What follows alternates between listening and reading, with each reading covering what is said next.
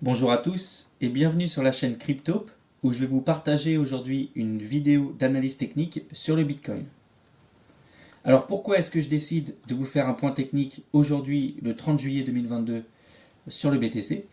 Eh bien parce que beaucoup d'éléments techniques me laissent penser qu'on pourrait avoir durablement quitté la zone des 20 000 dollars pour un Bitcoin. Alors je vais vous démontrer techniquement pourquoi. Mais je vais juste vous faire un bref aparté macro en rappelant que euh, le contexte est assez fade avec le conflit en Ukraine et l'inflation, l'aversion au risque est encore grande.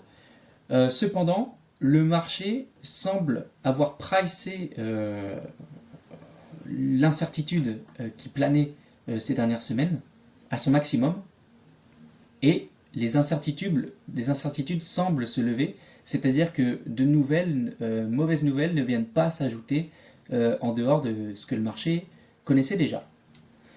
En tout cas, c'est ce qui se traduit ces 2 dernières semaines sur le Bitcoin. Et donc ça se reflète d'un point de vue technique, et c'est là où j'interviens. Donc je vais dans un premier temps tracer les prochains niveaux de résistance majeure qui nous attendent. Bon, le prochain niveau, donc, il se situe autour des 30 000 dollars. Donc ce sera un niveau de prix qui de toute façon va provoquer une réaction. Que l'on soit en été ou que l'on atteigne ce niveau à la rentrée ou en été, eh bien, il y aura pareil du volume et une réaction des prix automatiquement. Euh, donc les 30 000, c'est une prochaine résistance majeure. Donc pour prouver son élan haussier qui semble se dessiner, il faudra que le Bitcoin casse ce niveau des 30 000 pour vraiment que l'on change d'avis sur le point de vue extrêmement baissier actuel sur les crypto-monnaies, sur l'ensemble, parce que bien sûr Bitcoin guide tout l'écosystème crypto. Bon, il est un petit peu surperformé ces jours-ci par l'Ethereum, mais globalement c'est la première capi, donc tout le monde y est attentif. Donc pourquoi pas avant la fin de l'année mettre un terme à la tendance baissière et casser ce plus haut à 48 355, ce serait pour tous les crypto-enthousiastes une bonne nouvelle. Maintenant, bon, personne n'a de boule de cristal et personne ne peut dire si ça arrivera avant la fin de l'année. Mais les crypto-enthousiastes l'espèrent en tout cas. Bon.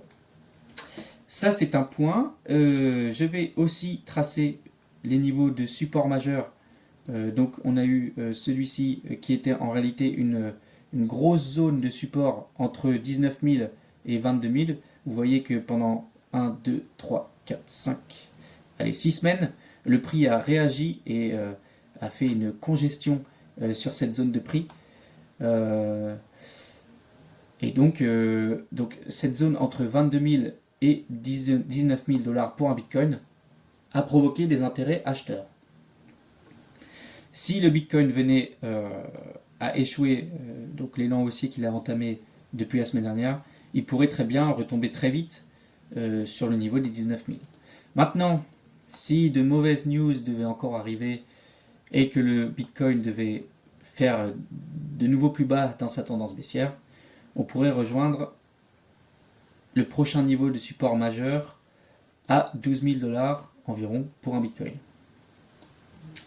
Bon, je vais maintenant zoomer et expliquer en journalier mon raisonnement. Donc vous voyez, pendant 5 semaines, le prix du Bitcoin a hésité entre 22 000 et 19 000 dollars, créant un range. Et le premier élément qui m'a laissé penser qu'on pouvait avoir un Bitcoin qui sort durablement des 20 000 dollars par le haut, eh bien c'est produit le 19 juillet. Alors, pourquoi le 19 juillet? Parce que dans un premier temps, on a cassé et on a clôturé au-dessus du haut du range à 22 000, au-dessus de 22 000, on a clôturé la journée avec un volume plus fort que les jours précédents. Alors bien sûr, on est en été et les opérateurs principaux, les institutionnels, certains d'entre eux sont en vacances et on fait face à des volumes plus faibles que lorsque tout le monde travaille. Néanmoins, cette bougie du 19 juillet a eu un volume significativement plus haut que ceux des jours précédents. Ça faisait environ un mois qu'on n'avait pas vu de tel volume sur le Bitcoin contre l'USD. Maintenant, il s'avère que ça a été une fausse sortie haussière et qu'une fois qu'on avait finalement sorti la tête de l'eau au-dessus de cette borne haute, eh bien, les intérêts acheteurs se sont essoufflés et on a réintégré pour un temps ce range. Mais ce qu'on peut voir, c'est que la bougie du 27 juillet a été très positive, puisqu'à nouveau, on a eu plus de volume que les jours précédents, et on a recassé à la hausse cette borne haute du range. La bougie du lendemain, du 28 juillet, fort heureusement, n'a pas été une bougie de réintégration du range, où là, on aurait encore été dans un rythme lent et peu enthousiaste. Donc fort heureusement, elle a clôturé en hausse pour confirmer finalement cette cassure du 27 juillet.